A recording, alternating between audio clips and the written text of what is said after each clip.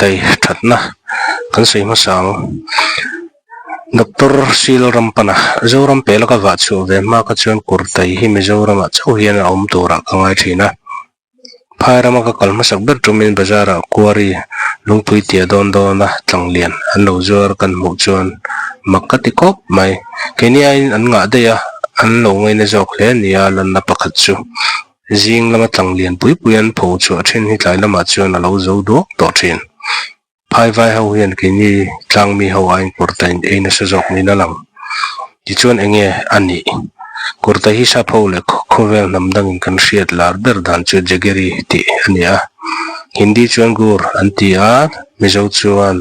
kurtai kan ti ve thung a thenin chithlum anti bok thin khovela chuan a bikin India Pakistan Bangladesh le Sri Lanka ten warbika India rama kurtai tamna ber munero Maharashtra ni kurtai hi mizo te hian kan nei tan na rei to le a mizo nam thuam moi tu pakhat atling hial nei na lang tu ma pe chuan zo kholama fu huan nei lo an wang jok ma thina thing pui thum na na changkang zo ka siam chini alo chuan nu hian mizo mi pui te kurtai kan ban ta tel tela atlem to wangin bazara po amana to to le enge thatna kurtai hian chini angin sulfur tel ani velawa chu wangin taksa hrisil na na tangkai hle a inti changkan tak phang emo in lak novel wange mo kurtai ei du lo ringot thi alo ti chi hau lo mai taksatan thatna tam takawma chung te chu i han bi chiang tiang thisen ti thiang himnan thisen bal awanga vunbol vual le thak chiam thin te tan kurtai e thina tha kurtai hian hemoglobin le immune system athuam thar le thea he hian thisen bal tur venga hrisel na thlen tu thatakani chapai troi na puitu tan pumchunga chapai troi na dal tu acid tam lutuk veng tu thatakani wangin chai kamnu minute nga vela kurtai kuljung puitia lekpo ei fo thin tha he hian chapai troi thalo wanga pumdom lo le chi chokte aveng him thale ni ek tinom tu tan kurtai hian ril pui le ril fang vela ru lu tomte ati hlum thei awang le ril sakna atlen te wangin ek mu mal lo le ek lama har satna nei tan akhat to ka e fu tha ek nom na atlen thei ni ru chaknan kurtai hian ru le thling chakna thlen theya ru sen nei tan le ru chuk to na thin te tan e fu thina tha ru na ti dam thei ni vun thatnan kurtai hian vitamin le mineral la tama wangin vun na tinung sar theya chu wangin in tino nal du tan pe chuan e fu tha ni arngeng re nan mai bol chi sang sang le arngeng nei tan kurtai e fu tha abolla ya kurtai diak tlem lai thina thabok thi nei thatnan me che thi nei tha thei lo te tan kurtai e fu thina tha abikin thi nei that thei lo wanga pumna nei thin te tan thale zual thisen siam to tan abikin thisen hemi asen red blood cell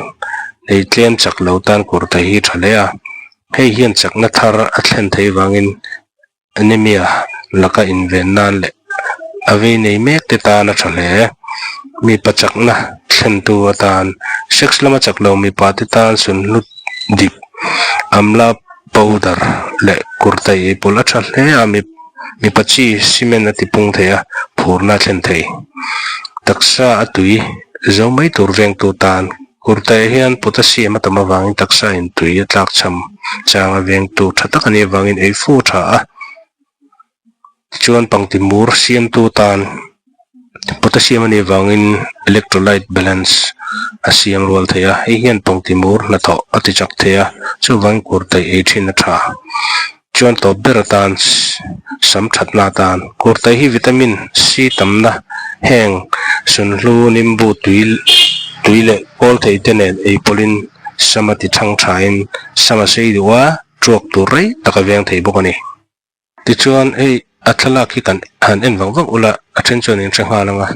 hei thei arlung na anti chunia lungna lunglam chiang kuang lo he thing na lungna tan rang kat sak ani ti lo hrelo pal lawange ti chuan hi chuma atui hi ni tin pa vakhatin voi thum min tur ani a thoka ti janga ati ha dama phaya zukal be dang ten namdan an mang to a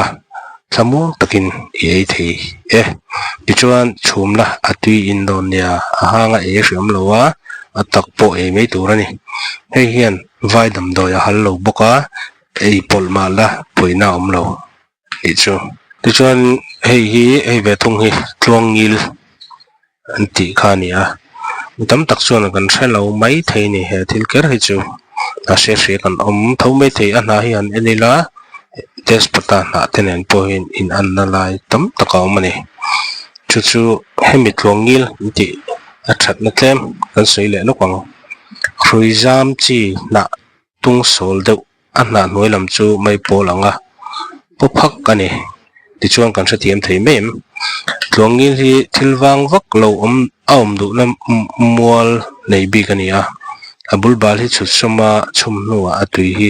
thingpui anga in mai tur ani thingpui fe a mangila ol samber boka a helpona i thei vek bokani thatna nga khop maya heng tisen sang ro se pumpui chaklo chulong sai tika te hian a tha em a buban ne na bil polina chak big boka man tangkai thei chuan vitamins thatak ani boke man vele chidangin kanlom dale don nia